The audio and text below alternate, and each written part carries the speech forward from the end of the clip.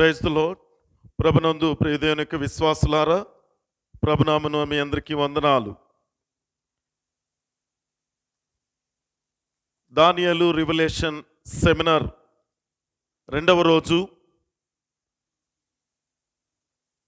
ఈ యొక్క కార్యక్రమాన్ని మనం ప్రారంభించుకోవటానికి సమయం కావస్తుంది కనుక త్వరగా మేము ఈ పనులను ముగించుకొని దేవుని సన్నిధికి రావాల్సిందిగా ప్రేమపూర్వకంగా ఆహ్వానిస్తున్నాం. ఈ యొక్క ఆరాధనని మనం ఈ యొక్క సెమినార్ యొక్క రెండవ రోజు కార్యక్రమాన్ని ప్రారంభించుకోవటానికి మనందరము కూడా తల్ల వచ్చినట్లయితే ప్రారంభ ప్రార్థన చేసుకుని ఈ యొక్క కార్యక్రమాన్ని మనం ప్రారంభించుకుందాం. మన మధ్యన ఉన్నటువంటి ప్రియులు మేరీ కమల్ గారిని ప్రార్థన చేయవలసిందిగా ప్రేమపూర్వకంగా ఆహ్వానిస్తున్నాం. Please come.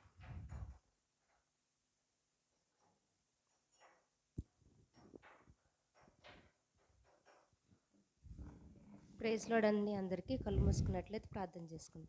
పరిశుద్ర మహోన్నత కృపగల తండ్రి, మీ దయగల హస్తంతో మమ్మల్ని కాచి కాపాడి మరి ఈ దినాన్ని మాకు ఇచ్చి తండ్రి మిమ్మల్ని స్తుతించుకుంటానికి గాను మాకు ఈ తరుణం ఇచ్చినందుకు మీకు వందనాలు, స్తుతులు, స్తోత్రాలు యేసయ్య. తండ్రి, ఎక్కడైతే ఇద్దరు ముగ్గురి కూడి నా నామాన్ని స్తుతిస్తారో అక్కడ నేను ఉంటానని సెలవిచ్చిన మా దేవ, మీరు మాకు తోడు నీడుగా ఉండి తండ్రి మేము మిమ్మల్ని స్తుతించుకుని ఆరాధించుకుని మీకు ఇంకానూ దగ్గరగా జీవించలాగా మాకు సహాయం చేయండి తండ్రి.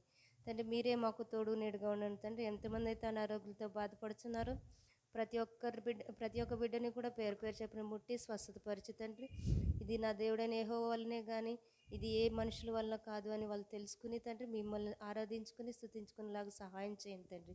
మీరే మాకు తోడు నీడుగా ఉండండి తండ్రి. మేము ఇక్కడ ఎందుకైతే కూడి ఉన్నాము ఎరిగి ఉన్నామా దేవా తండ్రి, ఇప్పుడు మీ అన్న ఏదైతే వాక్యం చెప్తున్నారో తండ్రి దాని అనుసారంగా మేము నడుచుకునేలాగా మాకు సహాయం చేయండి తండ్రి. అన్నతో మీరుండి తండ్రి ప్రతి ఒక్క విషయాన్ని కూడా ప్రతి ఒక్కరికి అర్థమయ్యేలాగా మేము అర్థమయ్యేలాగా చెప్పులాగిన మళ్ళీ దాన్ని విని మేము దాని అనుసారంగా మేము నడుచుకునేలాగా మాకు సహాయం చేయండి తండ్రి. మీరే మాకు తోడు నీడగా ఉండి మేము నేను చేసిన ఈ చిన్న ప్రార్థనలు ఏమైనా తప్పులు ఉంటే క్షమిస్తారని మా కొరకు సిలువపై వేలాడ నజరేయుడైన యేసుక్రీస్తు అతి పరిశుద్ధ నామములో మిక్కిలి వినంతో బ్రతిమలాడి వేడుకుంటున్నాం తండ్రి. ఆమేన్. పాట పాడదు అక్కడ జస్ట్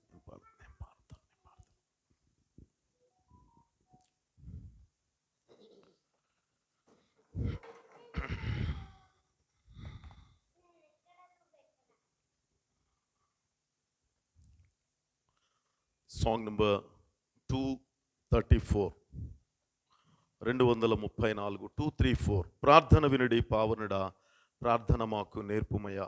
ఈ యొక్క ఆరాధనలను ప్రారంభించుకోవటానికి సెమినార్ని ఈ యొక్క పాట పాడుతూ దేవుణ్ణి మనం మహింపర్దాం.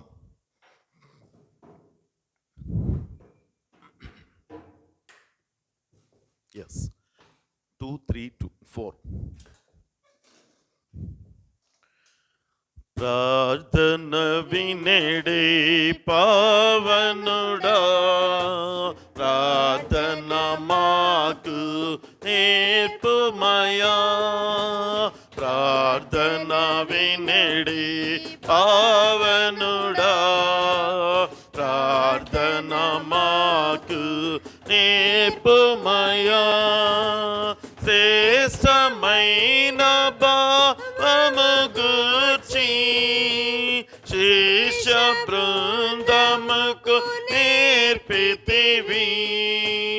శ్రేష్టమైన భావము గూర్చి శిష్య బృందముకు నేర్పితివి.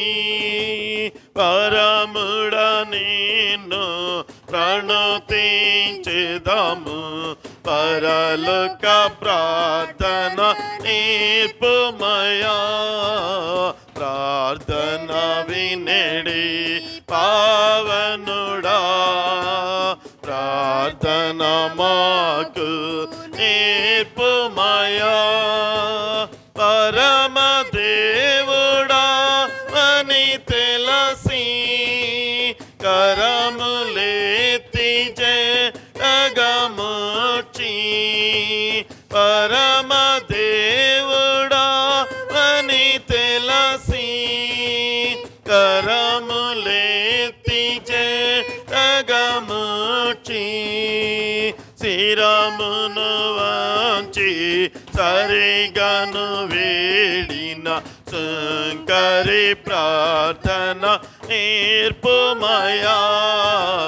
ప్రార్థన వినడి పావనుడా, ప్రార్థన మాకు నేర్పుమయా.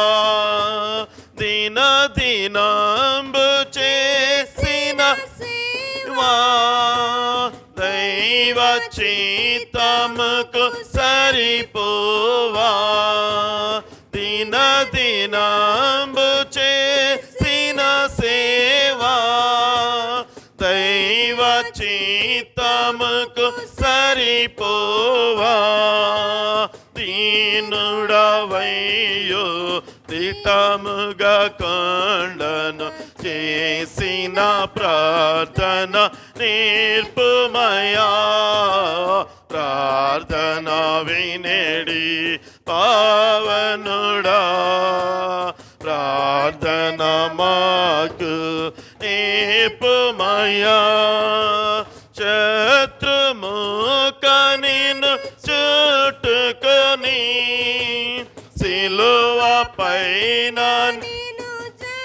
పగను. శత్రుముఖ నిన్ను చుట్టుకొని సిలువ పైన నిన్ను చంపగను. శాంతముతో నీ శత్రుల బ్రోవగా సలిపిన ప్రార్థన నేర్పుమయా. ప్రార్థన వినడి పావనుడా, ప్రార్థన మాకు నేర్పుమయా. Praise the lord.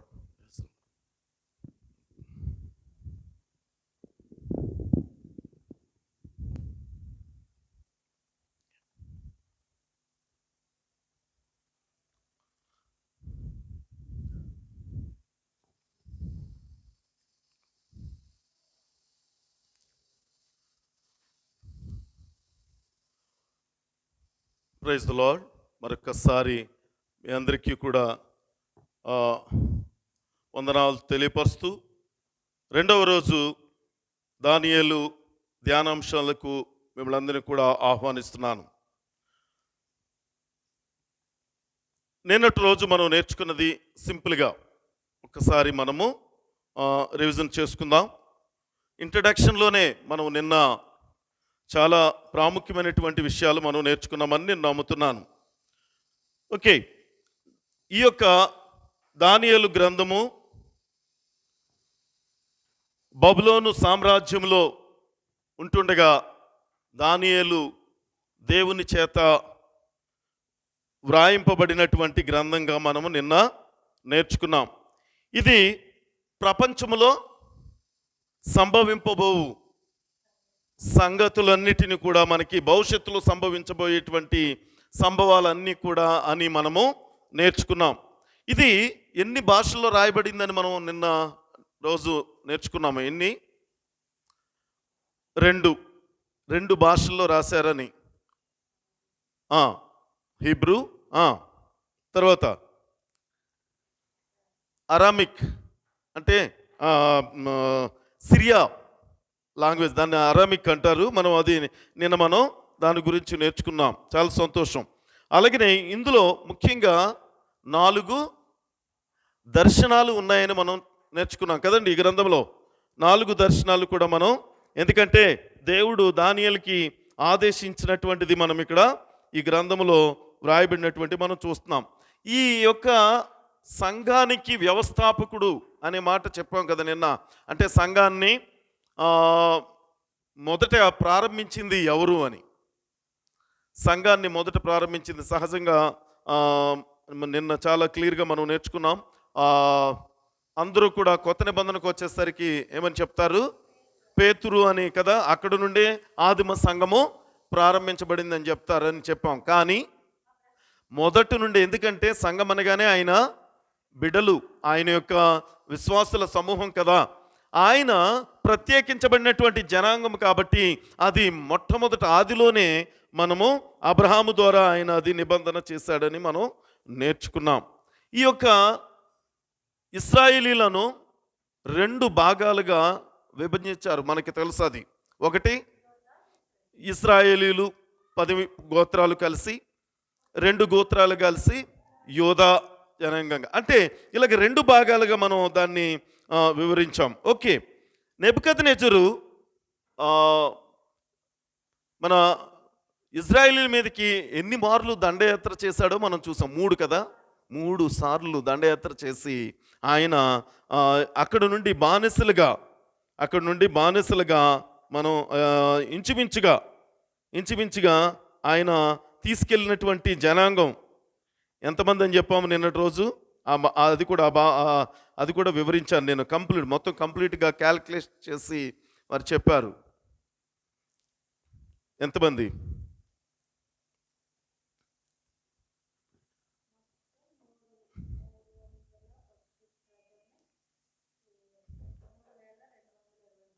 ఉమ్. 1043 మొదటిసారి,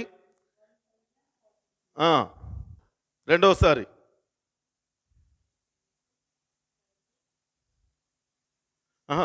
అది క్రీస్తు పూర్వం జరిగినటువంటి దాని గురించి మనం అక్కడ తెలియపరచాం. కానీ మొదటిసారి 3023 రైట్ 832 వేలు కాదు, మొత్తం కలిపి 4600. చాలా క్లియర్గా అక్కడ మనకి ఆ క్యాల్కులేషన్ కూడా నిన్న చూసాం. చాలా సంతోషం. ఎందుకంటే ఇక్కడ వెళ్ళారు, రైట్ అండి, అవును. అయితే వీరందరినీ కూడా బానిసలుగా తీసుకుని వెళ్ళారనేసి మనం చూస్తాం. ఇది మనం ఎక్కడెక్కడ ఇర్మియాలోను అలాగనే ఎహెజ్కేల్లో చాలా స్పష్టంగా తెలియపరిచినటువంటి ఆ మాటలు మనము నిన్నటి రోజు చూసాం. ఇవన్నీ కూడా వారిని ఒక అన్యులకు అప్పగించడానికి కారణం ఏంటది? దేవుని మాటలు వినకపోవటం. క్లియర్గా అదే చెప్పారండి. వారికి అప్పగించడం అన్యుడే కదా, ఎవరు? నెబుకద్నెజరు, రైట్. నెబుకద్నెజరు ఒక అన్యుడికి ఆయన బిడ్డలను అప్పగించడం కారణం ఏంటంటే మాట వినకపోవటం అనేది మనం నిన్న చూసాం. నిర్గమకాండంలో 19వ అధ్యాయం 5, 6 వచనాల్లో కూడా చూసాం నిన్న. అయితే ఈ విధంగా అంటే దేవుని యొక్క హెచ్చరిక ఇప్పుడు వాళ్ళకైనా ఇంకెవరికైనా ఉందంటారా? ఇప్పుడు ఆ హెచ్చరిక ఓన్లీ ఆయన ప్రజలైనటువంటి ఇశ్రాయేలీలకేనా? అందరికి కదా. ఇప్పుడు రేపు నూతనంగా ఆయన సృజించబోయేటువంటి నూతన ఆకాశం నూతన భూమిలో కూడా ప్రవేశించేది ఎవరు? ఎవరైతే ఆయన మాటలు విన్నారో, ఆయన మాట చెప్పున జీవిస్తున్నారు. అదే క్లారిటీ ఇక్కడ ఇచ్చారు మనకి. ఆయన దేవుని యొక్క ప్రజల యొక్క భవిష్యత్తు ఏమై ఉన్నదో ఇందులో అదే రాయబడిందని మనం చెప్పాం. దేవుని యొక్క ప్రజల భవిష్యత్తు ఏమై ఉన్నదో రేపు భవిష్యత్తులో ఇది చాలా అవసరం అన్నమాట. ఎందుకంటే ఒక దానియేలు గ్రంథంలో ఉన్నటువంటి ఆ భావం చాలా సింపుల్గా ఒకటి మనకు తెలియాలి. దానియేలు అనే పేరుకి అర్థం ఏంటి? దేవుడు నా న్యాయాధిపతి, అదే చెప్పారు. అయితే అందులోనే నేను 3 ప్రాముఖ్యమని చెప్పాను. అది మొట్టమొదటిది ఏంటంటే దేవుడు ఎవరో తెలుసుకుంటామంట. దేవుడు ఎవరో, నిజ దేవుడు ఎవరో మనకి ఇక్కడ అర్థమవుతుంది. అలాగే దేవుని ప్రజలెవరో తెలుసుకుంటాం. అంతే కదా, క్యాలిక్యులేషన్ వస్తుంది అక్కడ. ఎవరు మాట విన్నవారు, ఎవరు మాట వినని వారు, ఇవన్నీ ఉన్నాయి కదా. అందులో చాలా స్పష్టంగా మనం ఇక్కడ తెలుసుకుంటున్నాం. మరొకటి ఏంటంటే వాస్తవాలు అవాస్తవాలు, అంటే సత్యాన్ని అన్వేషిస్తామండి ఈ గ్రంథం ద్వారా సత్యాన్ని మనం అన్వేషిస్తాం. ఇది మనము ఈ యొక్క నిన్న ఇంట్రడక్షన్లో నేర్చుకున్నది. కాబట్టి దేవుని యొక్క మాట ఎప్పుడు నిరర్ధకము కాదు. ఒక మాట చదివి మనము అప్పుడు మొదటి అధ్యాయంలోనికి వెళ్దాం.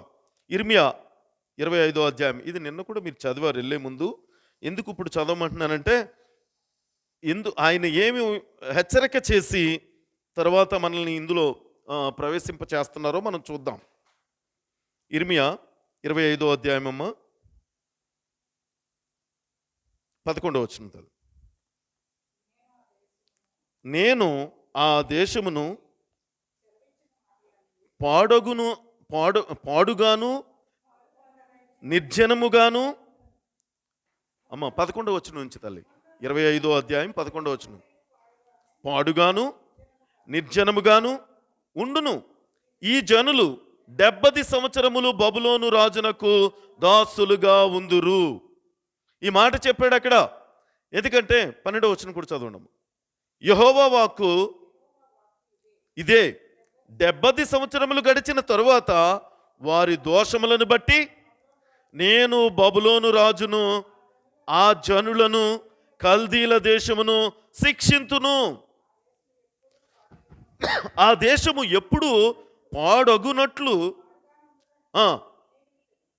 అదంటండి. మొట్టమొదట మాత్రం ఏం చేశాడు? ఎందుకు అప్పగిచ్చాడు? అక్కడ ఉన్నటువంటి ఆ యొక్క బబులోనికి వీరిని అప్పగిస్తాను ఖచ్చితంగా. ఎందుకు అంటే మాట విననొల్లని ప్రజలుగా ఉన్నారు కాబట్టి అని చాలా చాలా చాలా క్లియర్గా మనకి ఆ యొక్క వివరణ ఇక్కడ ఇవ్వటం అనేటువంటిది మనం చూస్తున్నాం.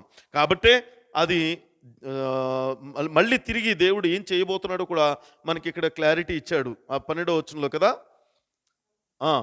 ఈ 70 సంవత్సరములు గడిచిన తరువాత వారి దోషమును బట్టి నేను బబులోను రాజును ఆ జనులను కల్దీల దేశమును శిక్షింతును. ఇది అందుకే నిన్న కూడా మనం కొన్ని మాటలు నేర్చుకున్నామండి. ఈ ప్రవచనాలు ప్రవచించే వారిని విషయమై నమ్మవద్దు అనే మాటలు కూడా మనం విన్నాం. అంటే అక్కడ ఎందుకు నమ్మవద్దు అనే మాట చెప్పారు? ఎందుకు నమ్మవద్దు అనేటువంటి మాట చెప్పారంటే అబద్ధ బోధకులు కూడా ఎందుకంటే ఉన్నది ఉన్నట్టుగా కాకుండా వారు ఇంకేంటంట, వారికి దర్శనములు అంటే దేవుడు బయలుపరచకుండానే ఇష్టానుసారంగా వారు సోది చెప్పేవారిగా, అది చాలా క్లారిటీ మనం నిన్న నేర్చుకున్నాం. కాబట్టే ఏది శ్రేష్టమైనదో, ఏది దేవుడిని యొక్క బయలుపరిచినటువంటిదో మనకు అక్కడ తెలియచేయబడుతుంది. ఓకే, దానియేలు గ్రంథము 1వ అధ్యాయానికి మనం వచ్చాం. ఈరోజు ఆ యొక్క 1వ అధ్యాయాన్ని మనము చూడబోతున్నాం. 1వ అధ్యాయంలో ఒక యోగ్యత విషయమై పరీక్ష మనం ఇక్కడ చూస్తున్నాం. యోగ్యత కోసం. యోగ్యత అంటే అర్థం ఏంటండి? యోగ్యులుగా ఎంచబడాలి అని అంటుంటే మీరు యోగ్యమైన వారు, యోగ్యులు అయోగ్యులు, ఒక క్లారిటీ ఉంది కదా, యోగ్యులు అయోగ్యులు. యోగ్యత అంటే ఏంటంటే దానికి అర్హత సాధించేటువంటి వారిగా, అయోగ్యులు దానికి అంటే దానికి చెందినవారు కాదు. అసలు ఆ మాట దేవుడి యొక్క మాటకు లోబడేటువంటి వారు కాదు. ఇక్కడ మనం అది చూస్తాం. రెండోది ఇంకోటి ఏంటంటే తెలుసండి, 10 అంతల శ్రేష్టమైనటువంటి వారు అని కూడా మనం అనొచ్చు. దీన్ని యోగ్యమైన వారు అని మనం ఒక పేరు పెట్టాం. రెండోది ఏంటంటే 10 అంతల శ్రేష్ఠులు అంటండి వీళ్ళు. ఎలాగా మనం చూసినట్లయితే ఇప్పుడు చదవండమ్మా 1వ అధ్యాయం 1వ వచనం. యూదారాజుగు యెహోయాకీము ఏలుబడిలో 3వ సంవత్సరమున బబులోను రాజుగు నెబుకద్నెజరు యెరూషలేము మీదకి వచ్చి దానిని ముట్టడి వేయగా ప్రభు యూదారాజుగు యెహోయాకీమును దేవుని మందిరములోని శేషించిన ఉపకరణములను ఆ రాజు చేతికి అప్పగించెను. అతడు ఆ వస్తువులను షీనారు దేశంలోని తన దేవతాలయమునకు తీసుకొని పోయి తన దేవతాలయపు బొక్కసములో ఉంచాను. చాలా మౌక్నేషం ఇక్కడ ఎవరు ఇచ్చారంటే అనుమతి. అసలు ఆ మాట చదువుతున్నప్పుడు కొంచెం ప్రభువే దేవుడే అవకాశం ఇచ్చాడండి. లేకపోతే అసలు ఆయన మందిరానికి వెళ్ళి దాన్ని ముట్టుకునే అంత పరిస్థితి కూడా రాదు అసలు.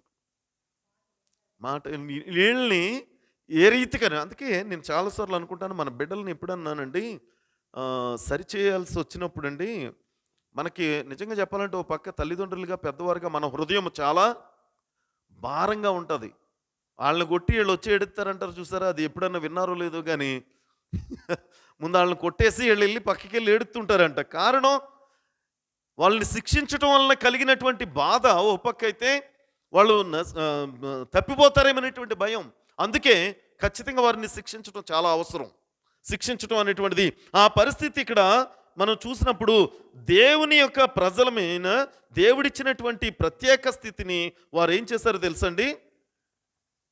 ఇంకా వాళ్ళు అనుకుంటున్నారు అక్కడ కనాను దేశంలో వెళ్ళిన తర్వాత మేము ఎన్నో చూసొచ్చాం శోధనలన్నింటినీ కూడా, ఇంకా దేవుని యొక్క బిడ్డలుగా మేము ముద్రింపబడిపోయాం కాబట్టి మా ఇష్టం, ఇంకా మేమేమైనది మాకు ఒక ప్రత్యేకత అనేటువంటిది వచ్చేసింది.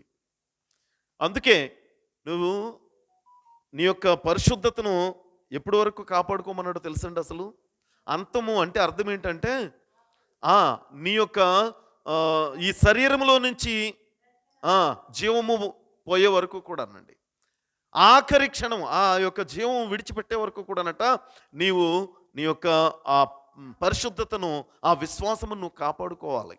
ఇది చాలా చాలా అవసరం. అందుకే అక్కడ చాలా స్పష్టంగా ఆయన చెప్పినట్టు మాటను మనం చూస్తున్నాం. అయితే ఇక్కడ ప్రభువే యోధారాజుకు యెహోయాకీముకి దేవుని మందిరంలో శేషించిన ఉపకరణములను ఆ రాజు చేతికి అప్పగించను కనుక ఇక్కడ వస్తువులను సీనారు దేశంలో తన దేవతాలయానికి తీసుకొని పోయి అక్కడ ఆ దేవతాలయంలో పెట్టుకునేటువంటి పరిస్థితి వచ్చేస్తుంది దేవుని యొక్క పనిముట్లు. యాక్చువల్గా యెరూషలేము గురించి ఒక మాట ఇక్కడ మనం నేర్చుకోవాలి. యెషయా 56వ అధ్యాయము, యెషయా 56వ అధ్యాయము 7వ వచనం. యెషయా 56వ అధ్యాయం 7వ వచనం. నా ప్రార్థనా మందిరములో వారిని ఆనందింపచేసేదును, నా బలిపీఠము మీద వారర్పించు దహన బలులను నాకు అంగీకారములగును, నా మందిరము సమస్త జనులకు ప్రార్థనా మందిరం అనబడును. అది యెరూషలేముకు ఉన్నటువంటి ప్రాధాన్యత అండి. అలాంటి స్థలము నుంచి ఇప్పుడు ఆ పరిశుద్ధమైనటువంటి ఉపకరణాలన్నీ కూడా ఆయన పట్టుకెళ్ళటం కాదు, దేవుడే అప్పగించేశాడు. మీరు అనుకుంటారు ఇది ఓన్లీ ఉపకరణాల గురించే చెప్పబడుతుంది, కానీ నేను ఇది అవుట్ ఆఫ్ సబ్జెక్ట్ అని నేను అనుకుంటున్నాను.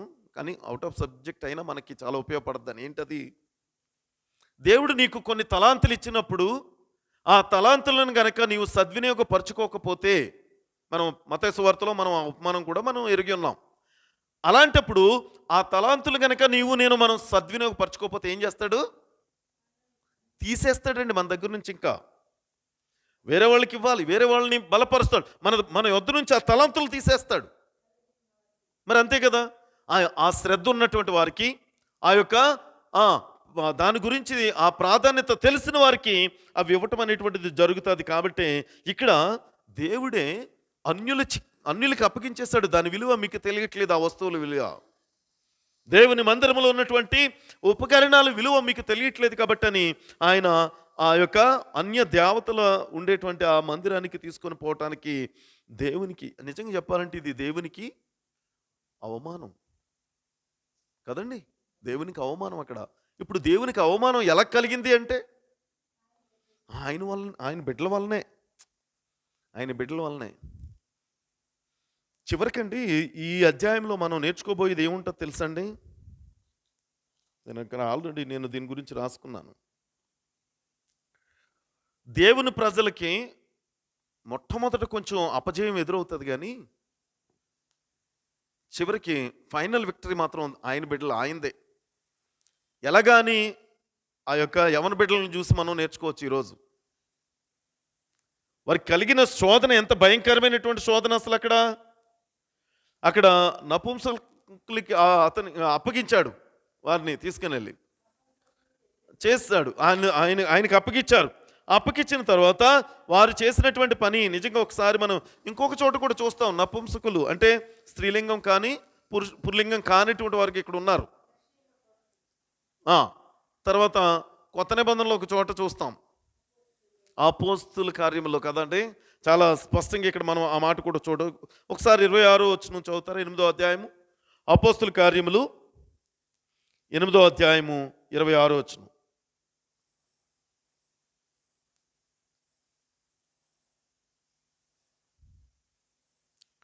ప్రభుదూత నీవు లేచి దక్షిణముగా వెళ్ళి యెరూషలేము నుండి గాజాకు పోవు అరణ్య మార్గమును కలుసుకొమ్మని ఫిలిప్పుతో చెప్పగా అతడు లేచి వెళ్ళెను.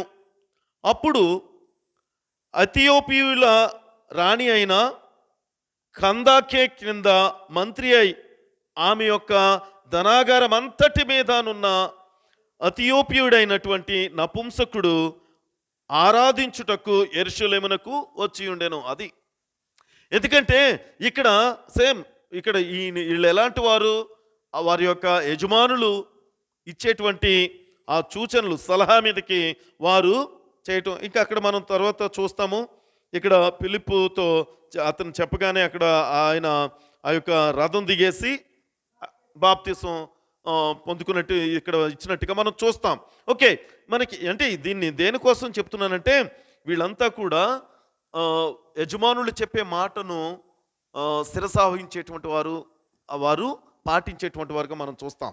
అయితే ఇక్కడ మళ్ళీ మనం దానియేలు గ్రంథంలోనికి వెళదాం. ఇక్కడ దానియేలు గ్రంథంలో మనం చూసినప్పుడు మొదటి అధ్యాయంలో 3వ వచనం నుంచి అండి, 2 వచనాలు చదివారు. 3వ వచనం చూస్తే, రాజు అస్పెనజు అను తన నపుంసకుల అధిపతిని పిలిపించి అతనికి ఇలాగు ఆజ్ఞాపించెను, ఇశ్రాయేలీయుల రాజవంశములలో ముఖ్యులై లోపము లేని సౌందర్యమును సకల విద్యా ప్రావీణ్యతయు జ్ఞానమును కలిగి తత్వజ్ఞానము తెలిసిన వారై రాజు నగరునందు నిలవదగిన కొందరు బాలులను రప్పించి కల్దీల విద్యను భాషను వారికి నేర్పుము. చాలా మౌకనేషం అండి. ఇక్కడ వీళ్ళు ఎలాంటి వారో తెలుసా? అసలు దేవుని బిడ్డలండి. వీళ్ళు దేవుని బిడ్డలేనా?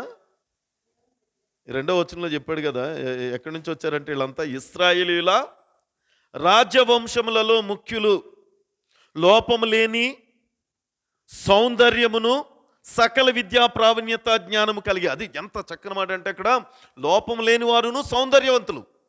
దేవుని బిడ్డలు ఎప్పుడు కూడానండి మరి అనుకోవచ్చు అందం అంటే ఏదో రంగని, అందం అంటే ఏదో ధనధాన్యాలతో కూడుకున్నటువంటిది, వేసుకునే దుస్తుల్ని బట్టి వస్తుందని అనుకోవటం చాలా చాలా తప్పండి. అమ్మా అది చూస్తాడు, వారి యొక్క నడవడిక, మీరు అన్నట్టు వారి ప్రవర్తన తీరు, ఇదంతా కూడా. ఈరోజు నైట్ మనకి ప్రేయర్లో సెర్మన్లో కూడా ఒక టాపిక్ వస్తుంది. ఇందాక చెప్పాను నేను, ఆయన బిడ్డలు ఆయన రూపంలో ఆయన నిర్మించుకున్నటువంటి వారు మరి ఆ స్వభావాన్ని, ఆ రూపాన్ని చూపించలేకపోతున్నాము అంటే మనం ఇది వీరికిలాగానే అవమానం తెచ్చిన వారిలాగానే అవుతున్నామేమో. ఒకసారి ఆలోచించాలి. ఓకే, అది మనకి తర్వాత అనుకోండి, సెకండరీ. ఇక్కడ ఇందులో చెప్పబడుతున్నటువంటి మాటను బట్టి చూస్తే వారికి ఉన్నటువంటిది ఏంటండి, చాలా సౌందర్యవంతులు, చాలా సౌందర్యం కలిగినటువంటి, జ్ఞానం కలిగినటువంటి వారుగా ఉన్నారు. ఇక్కడ వారికి ఏం చెప్తున్నాడు? కల్దీల విద్యను భాషను వారికి నేర్పించండి. మీకు మన బిడ్డలకి చదువు విషయంలో కొన్నిసార్లు మనము బిడ్డల్ని మేము రాము, మేము వెళ్ళమంటే మనం ఏం చేస్తాం తెలుసండి, ప్రేమతో కొన్నిసార్లు పర్వాలేదులే, సరేలే అని విడిచిపెట్టేస్తాం. కానీ ఇక్కడ మనం నేర్చుకోవాల్సిన గొప్ప మర్మం ఏంటనుకుంటున్నారు? విద్య చాలా ప్రాముఖ్యమైనటువంటిది. ఆ యొక్క విద్యకు, ఎందుకంటే ఎంతో శ్రేష్టమైనటువంటిది విద్య మన జీవితాల్లో. చాలామంది ఒక మాట కూడా అంటారు, అదొక 3వ నేత్రం అని కదా, 3వ కన్నులాగా. అంటే నేత్రాల్లో మనకి 2 కళ్ళు ఉన్నాయి, అలాగనే జ్ఞాన నేత్రం అంటారు కదా, అది 3వ కన్నులాగా మనకి చూడటానికి, ప్రపంచాన్ని చూడటానికి ఈ కళ్ళు అవసరం లేదంటండి, విద్య అనే కన్ను ఉంటే చాలంట. అసలు వీళ్ళకి అంత చక్కని ఆ స్థితిని అక్కడ ఆయన ఇచ్చినట్టుగా మనము చూస్తున్నాం. ఇంకొకటి 5వ వచనం చూడమ్మా, 5వ వచనం చదవండి ఇప్పుడు. మరియు రాజు తాను భుజించు ఆహారములో నుండి తాను పానము చేయు ద్రాక్షరసములో నుండి అనుదిన భాగము వారికి నియమించి 3 సంవత్సరములు వారిని పోషించి పిమ్మట వారిని తన ఎదుట నిలవబెట్టినట్లు ఆజ్ఞ ఇచ్చాను. ఆయన ఏమంటున్నాడంటే వీరిని ఈ యొక్క యోధా దేశం నుంచి, తర్వాత వచనంలో మనం చూస్తాం, 6వ వచనంలో చూసినప్పుడు యోధా దేశం నుంచి తీసుకొచ్చినటువంటి వీరిని, ఎవరైతే దానియేలు, అనన్యా, మిషాయేలు, అజరయ అనేటువంటి వారిని ఇక్కడ మనం చూస్తాం. వీరిని కూడా ఎన్నుకుంటారు అందులో, అది మనందరికీ తెలిసినటువంటిదే. ఎందుకంటే వీటిని బట్టి మనం చూసినప్పుడు తర్వాత ఆ కల్దీల పేర్లు మార్చారు వారికి కదా, కల్దీల పేర్లు పెట్టడం జరిగింది ఆయన వారందరికీ కూడా. బెల్తషాజర్ అని, అలాగే తర్వాత హనన్యానిగనము ఆయనకి షడ్రక్ అనేటువంటి పేరు పెట్టడం, మిషాయేల్ అనే పేరు నుంచి ఆయనకి మేషక్ అనేటువంటి పేరు పెట్టడం మనం చూస్తాం. కదండి. బెల్సాజరు, అలాగే షడ్రకు, మేషకు, తర్వాత అబేద్నెగో, ఈ యొక్క నలుగురికి కూడా ఈ పేర్లు ఎవరి అంటే అక్కడ ఉన్నటువంటి కల్దీల యొక్క పేర్లకి మార్చేశారు వారి యొక్క. అందుకే ఇప్పుడు చాలామంది షడ్రక్ అని పేరు పెట్టుకున్నారంటే అది తెలుసా, అన్యుల పేర్లమ్మా. చాలా బాగా చెప్పారు నిజంగా. చాలామంది ఈ ఈ అబేద్నెగో అని, లేకపోతే ఇందాక మనం చెప్పినటువంటి రీతిగా మేషక్ అని ఈ పేర్లన్నీ పెడుతున్నారంటే ఖచ్చితంగా ఇవి బబులోను పేర్లు, అవి బబులోను దేవతల పేర్లు, బబులోను అన్యులు ఆరాధిస్తున్నటువంటి విధానమైన ఆ పేర్లని మనం జ్ఞాపకం చేస్తాం. కాబట్టి ఇక్కడ పేర్లతో సంబంధం లేదు అనటానికి లేదు, కానీ ఆ పేర్లను బట్టే వారి యొక్క స్థితిగతులను అక్కడ వారు చూసినట్టుగా మనం చూస్తున్నాం. ఓకే, ఇక్కడ 8వ వచనం అమ్మ. రాజు భుజించు భోజనమును పానము చేయు ద్రాక్షరసమును పుచ్చుకొని తమ్ము అపవిత్రము చేసుకొనకూడదని దానియేలు ఉద్దేశించి తాను అపవిత్రుడు కాకూడనట్లు వాటిని పుచ్చుకొనకుండా సెలవిమ్మని నపుంసకుల అధిపతిని వేడుకున్నాడు. చూడండి, మనకైతే ముందు ఏదన్నా ఒకవేళ వద్దు అనుకుంటే దాన్ని చెప్పే విధానం, అప్రోచ్ అయ్యే విధానం కూడా చాలా అవసరం. అవునా కదంటారా? ఇప్పుడు మనకి ఇది వద్దు అనే విధానం ఎలా చెప్పొచ్చు? నాకు వద్దు ఇది చెప్తున్నానా, ఎన్నిసార్లు చెప్పాలి నీకు? ఇదా కరెక్ట్గాను? నువ్వు చెప్పు, కరెక్టే, నీకు అవసరం లేదు, లేకపోతే వాళ్ళు అలా చెప్తూనే ఉన్నారు, వాళ్ళు చేయమంటున్నారు, కానీ నువ్వు చెప్పే విధానం ఉంటుంది కదా. ఎలాగా? ఖచ్చితంగానండి. ఆయన మాట్లాడే తీరు, వాళ్ళు అడుగుతున్నటువంటి విధానం మన అనుదిన జీవితాల్లో కూడా చాలా అవసరం అండి వీటిని. ఎందుకంటే ఇది మాకు అపవిత్రం చేసేది ఈ యొక్క ఆహారం, మా యొక్క శరీరాన్ని, మా యొక్క విశ్వాస జీవితాన్ని అపవిత్రపరిచేది. కాబట్టే ఇది మేము పుచ్చుకోకూడదు, మేము తీసుకోకూడదు అనేటువంటి ఆ యొక్క తలంపు రాజుగారికి చెప్పాలి. కానీ ఇప్పుడు రాజుగారి దగ్గరికి అది వెళ్ళటం చాలా ప్రమాదం.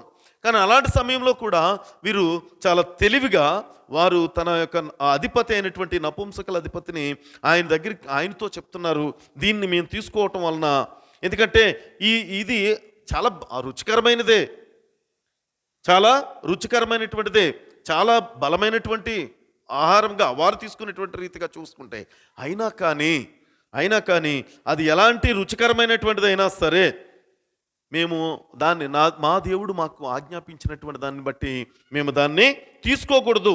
ఇంకొక మాట ఇక్కడ ఏంటంటే వారు తీసుకునేటువంటిది ద్రాక్షరసం కదా, అక్కడ అది కూడా చెప్పారు, ఇప్పుడే చదివారు అక్కడ మీరు. ఎలాగండి? పానం చేయు ద్రాక్షరసమును పుచ్చుకొని తమ్మును చేసుకోనకూడదని దానియేలు ఉద్దేశం. ఈ యొక్క ద్రాక్షరసం అనేటువంటిది నిజంగా చెప్పాలంటే సహజంగా ఒక మత్తు పదార్థాల వలన మన యొక్క జీవితాలు ఎలాగా పాడవుతాయో తెలుసా? ఒకసారి జ్ఞాపకం చేసుకోవాలండి. మన యొక్క శరీరంలో ఉన్న అవయవాలు పనిచేయకోకుండా అవి బంధించబడటం మీన్స్ ఏంటంటే స్టబ్బన్గా తయారవుతాయి అన్నమాట. ఇంకా అది యాక్టివ్గా ఆరోగ్యకరంగా పనిచేయటానికి అవకాశం ఉండదనేటువంటిది ఇక్కడ మనం జ్ఞాపకం చేసుకోవాలి. కాబట్టి అది ప్రస్తుతం మనం చూస్తున్నాం మన జీవితాల్లో చాలామంది దానికి బానిసలైనటువంటి వారికి. ఇక్కడ వారు చాలా స్పష్టంగా తెలియపరిచి దానివలన మేము అపవిత్రపరచుకోబడతాం, తర్వాత దానివల్ల మా యొక్క మానసికమైనటువంటి స్థిరత్వాన్ని మేము ఏమవుతాము? కోల్పోతాం. ఎందుకంటే మత్తుగా ఉండేటువంటి వాళ్ళు ఎలా ఉంటారండి? మత్తుతో ఉండేవారు సహజంగా మత్తులో ఉన్నటువంటి వారు ఎలా ఉంటారు? ఏమంటారు? వాళ్ళని ఒక పేరు ఉంటుంది, ఏం మాట్లాడతారో తెలియదు ఒకటి. రెండోది మత్తుతో ఉన్నటువంటి అదే అలా ఎలాగుంటుంది ఆ పక్కనే ఎంత అంటే తర్వాత వాళ్ళ ఒక నిద్రలోకి వెళ్ళిపోయినా మత్తులో ఉన్న కూడా, ఎందుకంటే చనిపోయిన వాళ్ళతో సమానంగా చూస్తారు. ఓ రకంగా నిద్రపోయేవాడన్నా లేస్తాడేమో, కానీ మనం ఆ చప్పుడుకో దేనికో వీళ్ళకి ఆ మాత్రం ఇది కూడా అంటే కంప్లీట్గా వారు ఎలా అయిపోతున్నారంటే వారి యొక్క స్థిరత్వాన్ని కంప్లీట్గా కోల్పోతున్నారు, మానసికమైనటువంటి స్థితిని కోల్పోతారు. వారు ఏ రీతిగా ఉండటం అనేటువంటిది ఇక్కడ మనం చూస్తాం. కాబట్టి ఇక్కడ వారు ఆ యొక్క భోజనాన్ని తిరస్కరించినట్టుగా మనం చూసాం. అలాగనే మనుషుల యొక్క ఆధ్యాత్మికమైనటువంటి ఆ యొక్క జీవితానికి మనం ఇలాంటి మత్తు పదార్థాలు కానీ లేకపోతే ఇందాక చెప్పినట్టుగా ఆ యొక్క నాన్ వెజ్ మెయిన్ ఇక్కడ చాలా స్పష్టంగా నాన్ వెజ్ అనేటువంటిది మన శరీరానికి అంత ఆరోగ్యకరమైనటువంటిది కాదండి. కానీ నాలుకకు చాలా రుచిగా ఉంటుంది కాబట్టి అది కావాలని మనం కోరుకుంటాం తప్ప అది మన ఆరోగ్యానికి మాత్రం అసలు మంచిది కాదు. కాబట్టి వారు ఏం చేయాలి, ఎందుకంటే ఎక్కువ మంది మొన్న మన ఇందులో చెప్పారు, హెల్త్ టాక్లో చెప్పారు కూడా, మీరు ఎక్కువ మంది క్రైస్తవులకు ఉన్న పేరు ఏంటంటే వీరు నాన్ వెజ్ ఎక్కువ తింటారు.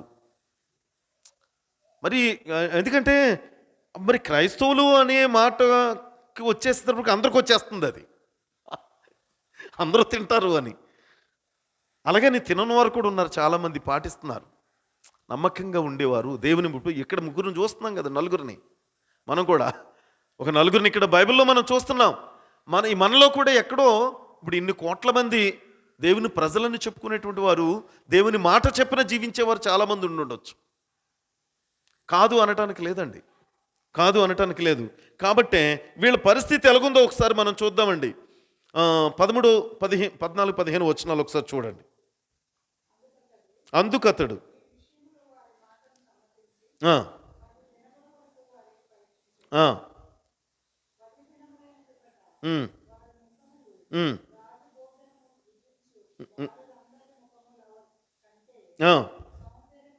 సౌందర్యముగాను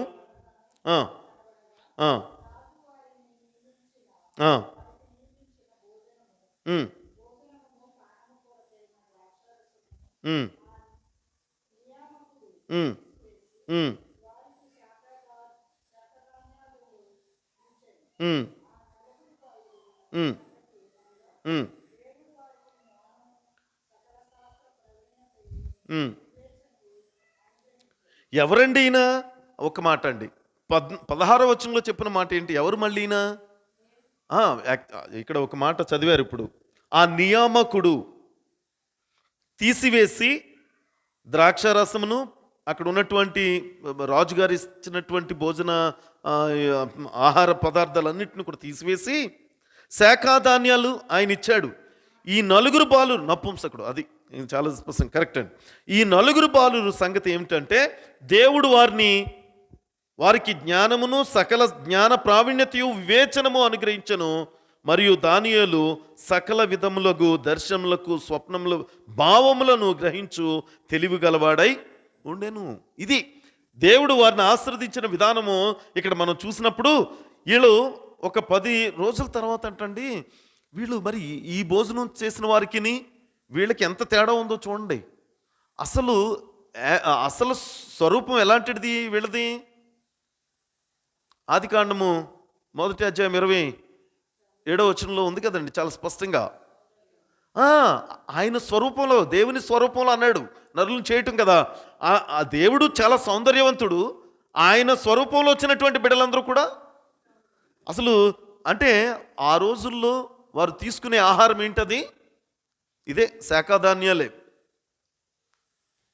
దానివల్లనే వారు అంత సౌందర్యంగా ఉన్నటువంటి వారుగా చూస్తున్నాం. తర్వాత మనకి నచ్చిన ఆహారం మనం తీసుకుని మన సౌందర్యాన్ని మనమే పాడు చేసుకున్నట్టుగా మనం చూస్తున్నాం ప్రియ సహోదరి. కాబట్టి ఇక్కడ ఈ నలుగురు బాలులను కూడా దేవుడు ఎంతగా ఆశీర్వదించాడు అనేటువంటిది ఇక్కడ మనం చూసినప్పుడు వీళ్ళకి ఒక అంటే తర్ఫీదు కూడా అక్కడ వారికి ఇచ్చినట్టు మనం చూస్తున్నాం కదా. అది అయిన తర్వాత రాజు సముఖాన్ని వారిని తీసుకెళ్లారు. 18వ వచనం. నెబుకద్నెజరు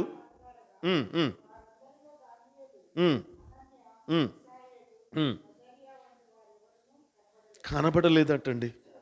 గనుక వారే రాజు సముఖమున నిలిచిరి. చాలండి.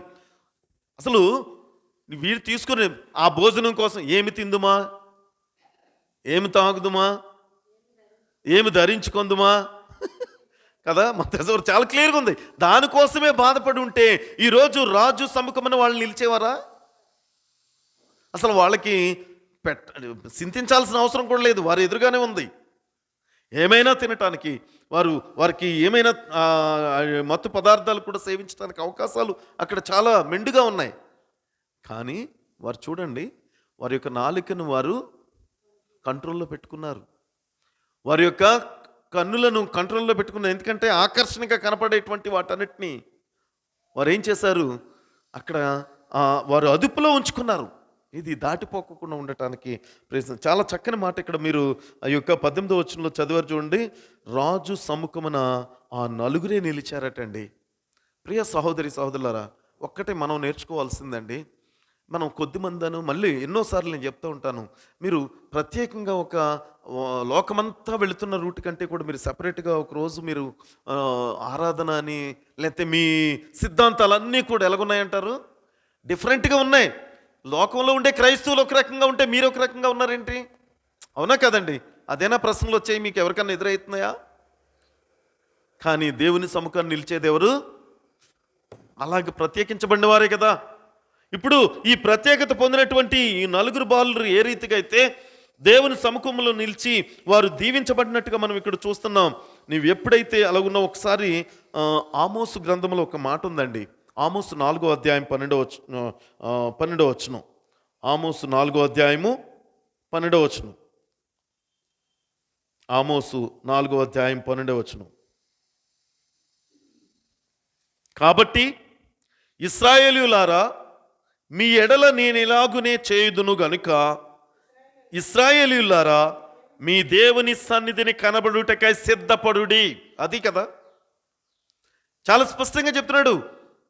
ఓ నా ప్రియ కుమార్తె కుమారుడా, నీవు దేవుని సన్నిధి నిలబడటానికి నువ్వు సిద్ధపడు. నీకు ఒకవేళ దేవుని సన్నిధి నిలబడటానికి ఏమైనా అడ్డంకులుగా ఉన్నాయేమో చూడు, వాటన్నిటిని కూడా నువ్వేం చేయి, విడిచిపెట్టేయి. కారణం అది, నువ్వెప్పుడు కూడా ఆయన సముఖంలో నిలబడటానికి అర్హత ఉందా లేదా? ప్రియ సహోదరి సహోదరుడు, జ్ఞాపకం చేసుకో.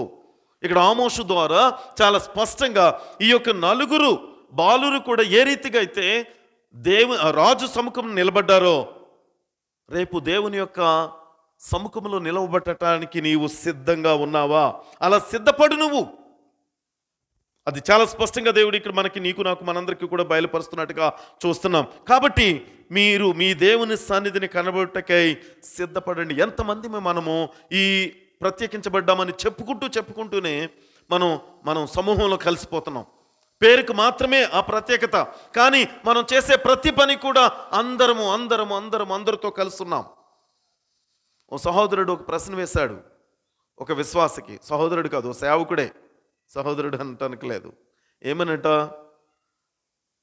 మనం అందరినీ ప్రేమించాలి, అందరితో కలిసి ఉండాలి. ఇప్పుడు ఇక్కడ వీళ్ళు నలుగురు కూడా వాళ్ళందరూ ఇప్పుడు నపుంసకుడిని ఆయన గౌరవించట్లేదా, ప్రేమించలేదా? అందరితోనూ ఉన్నారు, కానీ వారు చేస్తున్నటువంటి క్రియలు వీరు చేయట్లేదు. మనం ఇక్కడ గమనించాం, అందరితోనూ ఉండు, అందరితోనూ మాట్లాడు, వద్దని కదా, అందరినీ ప్రేమించు, ఆ ప్రేమ పంచు. కానీ వారు మాత్రం ఎలా ఉన్నారో తెలుసా, ఇది మీరు పంచేది ఇది ప్రేమ కాదు అని చెప్పే రీతిలోనూ ఉన్నారు చాలామంది. ఇంకొకటి, మేము చూపిస్తున్నటువంటిదే గొప్ప ప్రేమ, లేకపోతే మేము నడుస్తున్నటువంటి మార్గమే యథార్థమైనది అని అంటున్నప్పుడు, ఇంకా నువ్వు ప్రేమిస్తున్నానని చెప్పు, ఇంకా ప్రేమించాలని చెప్పడం, ప్రేమ అయితే ప్రేమించాలి, అందులో తిరగలేదు. మొత్తం పరిశుద్ధ గ్రంథం ఆదికాండం నుంచి ప్రకటన గ్రంథం వరకు కూడా ఉన్నది అంతా కూడా ఏంటది, ప్రేమయ్యి ఉన్నదని చెప్తున్నాడు చాలా స్పష్టంగా. అందులోనే ఈ 10 ఆజ్ఞల్లో ప్రేమ లేదా? వాటి నుంచి తప్పిపోయి వాటి నుంచి వారి యొక్క సొంత ఆలోచన విధానానికి వెళ్ళిపోతుంటే, అయినా వారు అలా చేసినా అది తప్పు కాదండి అనే రీతిగా ఒక దైవ సేవకుడు ఒక విశ్వాసతో అంటే, ఆ విశ్వాస పరిస్థితి ఏంటి అంటే, ఎందుకు ఈ మాట చెప్తున్నానంటే, మొదట మనం నడవాలండి.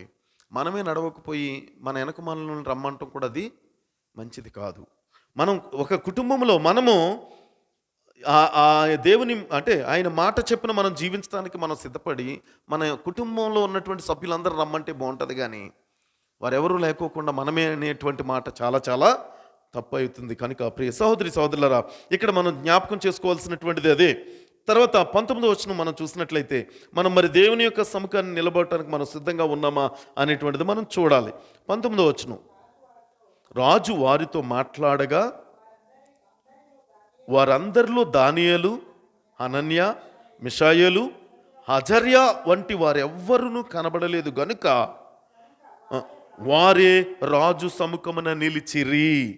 ఇందాక మనం చెప్పుకున్నటువంటిది అదే, వారే రాజు సముఖమున నిలిచారు. వీళ్ళెవ్వరూ కూడా, ఎందుకంటే బబులోను సామ్రాజ్యంలో బాలును తర్ఫీదు కాలంగా చేసేటువంటి ఆ యొక్క సమయంలో వారి యొక్క పేర్లన్నీ కూడా మార్చిన తర్వాతే వీళ్ళకి ఈ పేర్లతో ఇప్పుడు 19వ అధ్యాయంలో మనకి ఇక్కడ తెలియపరచబడుతున్నటువంటి మాటను మనం చూస్తున్నాం.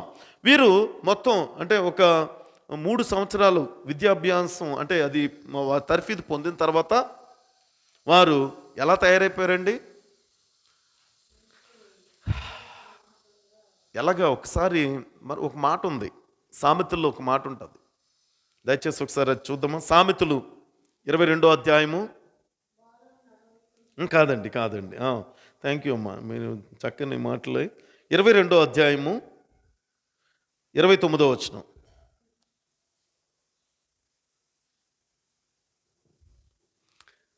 29 అమ్మా, 22వ అధ్యాయం 29 ఆఖరు వచనం అది.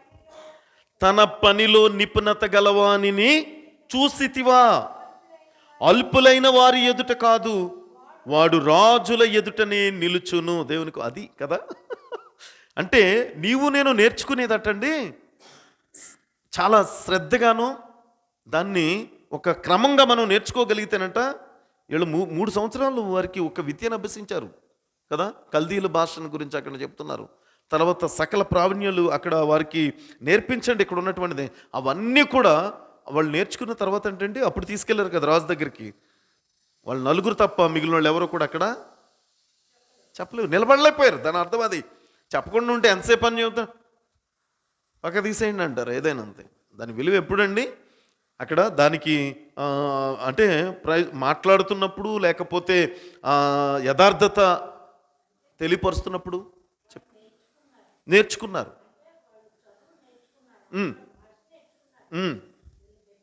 అవును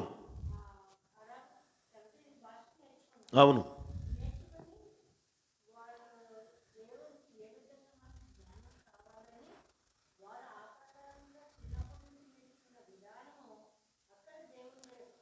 వారికి చూపించారు. అదే కరెక్టే మీరు అన్నట్టుంది. ఎందుకంటే వారు ఓన్లీ అక్కడ భాష నేర్చుకున్నారు అంతే. అదే మనం నేర్చుకోవాల్సి చెప్పాల్సింది ఇందులో.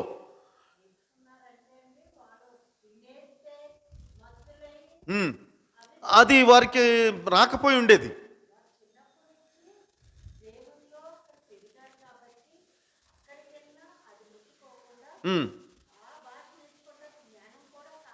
అవును అవును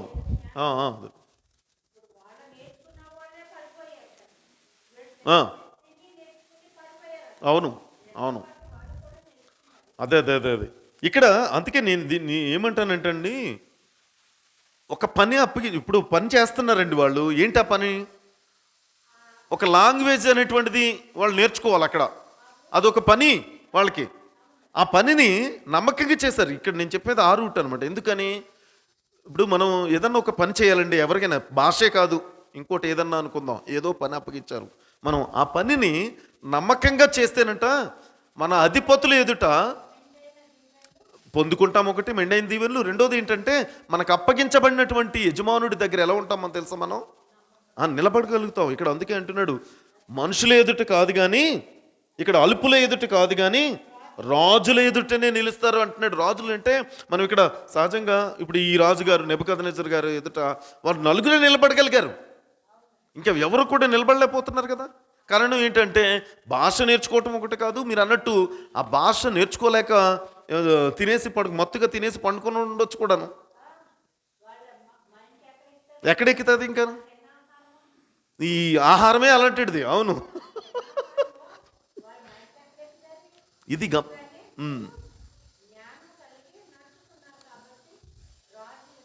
నిలవబడగలిగారు. ఆ వచనం చాలా స్పష్టంగా అది మనకి తెలియపరచబడింది. కాబట్టి ఇక్కడ ఈ మొదటి అధ్యాయంలో వీరు ఏ రీతిగా ఉన్నారనేటువంటిది మనం చూసినప్పుడు ఈ 20వ వచనం చదివే ముందమ్మా ఒకసారి మొదటి 2 వచనాలు మళ్ళీ ఒకసారి చదవండి. దానికోసం నేను ఇదే అధ్యాయము మొదటి అధ్యాయము 20వ వచనం చదివే ముందు మొదటి 2 వచనాలు మళ్ళీ ఒకసారి చదవండి అమ్మా.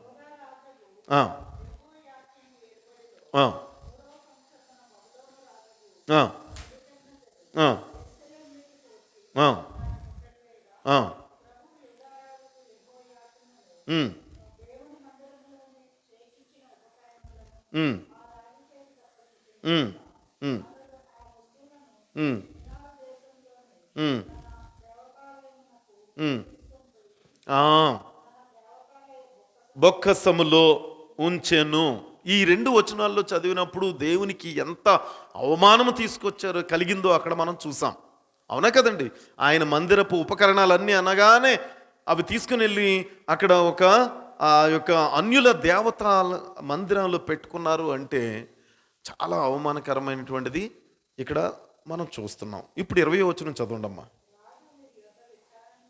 ఆ. ఎంత చక్కని మాట అంటే ఇక్కడండి వీరిని అక్కడ విచారణ చేస్తున్న సమయంలో జ్ఞాన వివేకముల సంబంధమైన ప్రతి విషయంలో వీరు తన రాజ్యమందంతటా నుండు శకును గాండ్ర కంటెను గారడి విద్య గలవారి అందరికంటేను 10 అంతలు శ్రేష్ఠులు. తెలివి అది నేను దానికోసం ఇందాక మనం హెడ్డింగ్లోనే ఈ ఫస్ట్ చాప్టర్కి ఒక పేరు ఉందని చెప్పేసి అన్నాను నేను. ఏంటది? 10 అంతల ఆశీర్వాదాలు, 10 అంతల శ్రేష్ఠులు వీళ్ళు.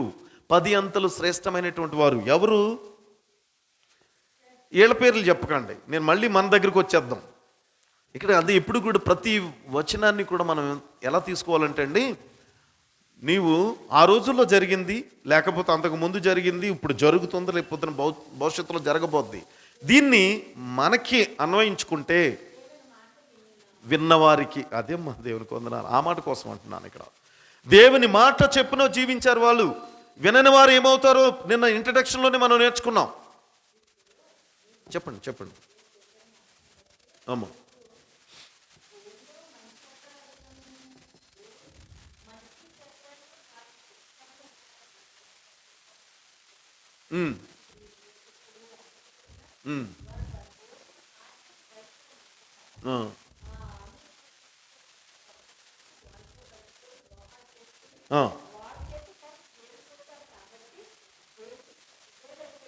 రైట్, అవిధేయత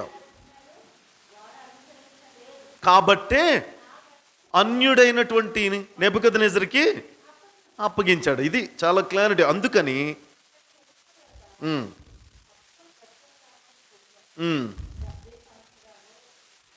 అవును,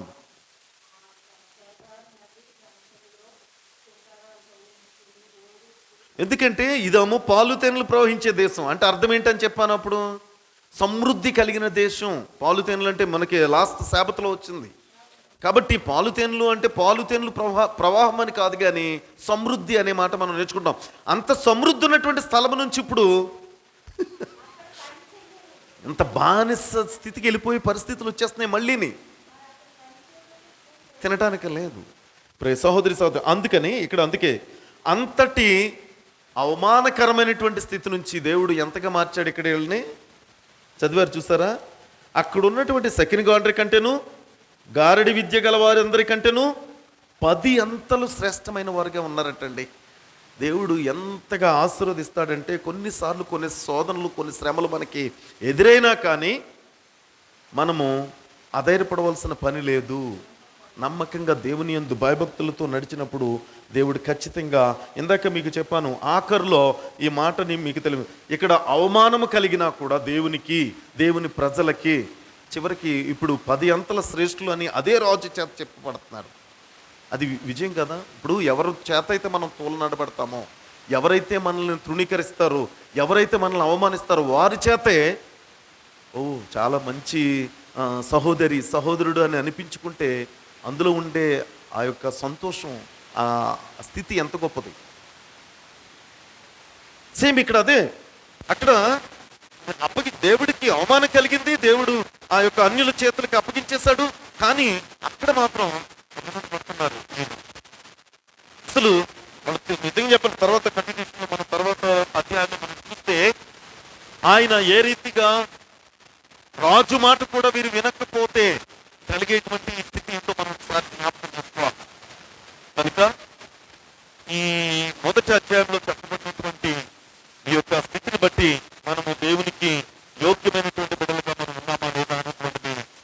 మరొకసారి జ్ఞాపకం చేసుకొని దేవునికి దేవుని అందు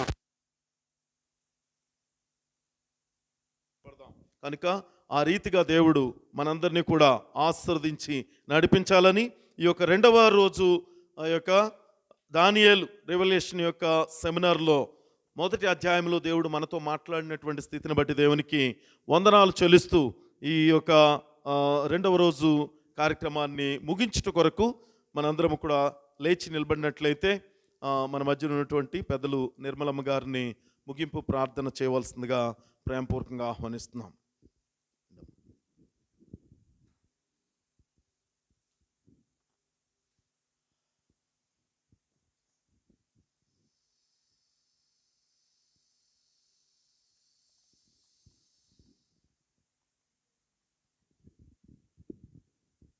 ప్రార్థన చేసుకుందాం.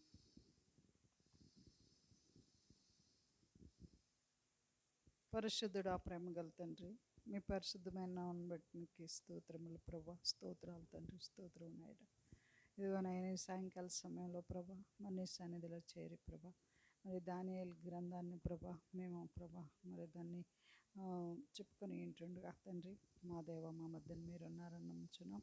అలాగే నా తండ్రి మరి చేరువచ్చిన బిడ్డలందరినీ దీవించండి, ఆశీర్వదించండి. ఇప్పుడు చెప్పిన పాస్టర్ గారు చెప్పిన వాక్యాన్ని ప్రభా మరి ప్రభా మేము అర్థం చేసుకునే శక్తిని మాకు దయచేయండి. అలాగేనైనా ఇంకా మా ప్రభా మరి జరగవలసిన కార్యక్రమాలన్నింటిలో కూడా అలాగే దానియేలు గ్రంథం అంతా కూడా ప్రభా మరి చదువుతున్నప్పుడు దాని మర్మాలు మాకు తెలియచేయమని, అలాగే పాస్టర్ గారికి తెలియచేయమని, దాని ద్వారా మేము విని ప్రభా మేము కూడా అర్థం చేసుకునే శక్తిని మాకు అనుగ్రహించమని, ఇదిగోనైనా మరి ఇప్పుడు జరిగిన కార్యక్రమం అంతట్లో మీరు ఉన్నారని నమ్ముచు నజరేయుడైన యేసుక్రీస్తు నామమున పేరిట వినయముగా అడిగి వేడుకుంటున్నాం తండ్రి. ఆమేన్. పరలోకమందున్న మా తండ్రి, మీ నామం పరిశుద్ధపరచబడును గాక, మీ రాజ్యము వచ్చును గాక, మీ చిత్తం పరలోకమందు నెరవేరినట్లు భూమి యందు నెరవేరును గాక. మా అనుదిన ఆహారం మాకు నేడు దయచేయండి. మా రుణస్తులు మీకు క్షమించు ప్రకారం మా రుణములను మీరు క్షమించండి. మమ్ము శోధనలోకి తేక కీడు నుండి తప్పించుము. రాజ్యము శక్తియు మహిమయు నిరంతరము నీవై ఉన్నావు తండ్రి. ఆమేన్. మన తండ్రి అయిన దేవుని యొక్క ప్రేమయు, కుమారుని యొక్క కృపయు, పరిశుద్ధాత్మ యొక్క అన్యోన్య సహవాసము ఈ యొక్క దానియేలు ప్రకటన గ్రంథముల ధ్యానాంశములకు రెండవ రోజు కూడి వచ్చినటువంటి విశ్వాసులందరిపై, మరి ముఖ్యంగా వారి యొక్క కుటుంబాలపై, రాలేకపోయినటువంటి బిడ్డలను గొప్ప దేవా నాయన ఏది శ్రేష్టమైనదో, ఏది మా ప్రభా మాకు నాయన మీ యొక్క నీతి రాజ్యానికి మార్గమై ఉన్నదో మా ప్రభా తెలియచేసి తండ్రి, వారును మిమ్మల్ని అనేక మంది మిమ్మల్ని స్తుతించలాగిన వారిపై ఇప్పుడును ఎల్లప్పుడును సదాకాలము తోడైయుండును గాక. ఆమేన్.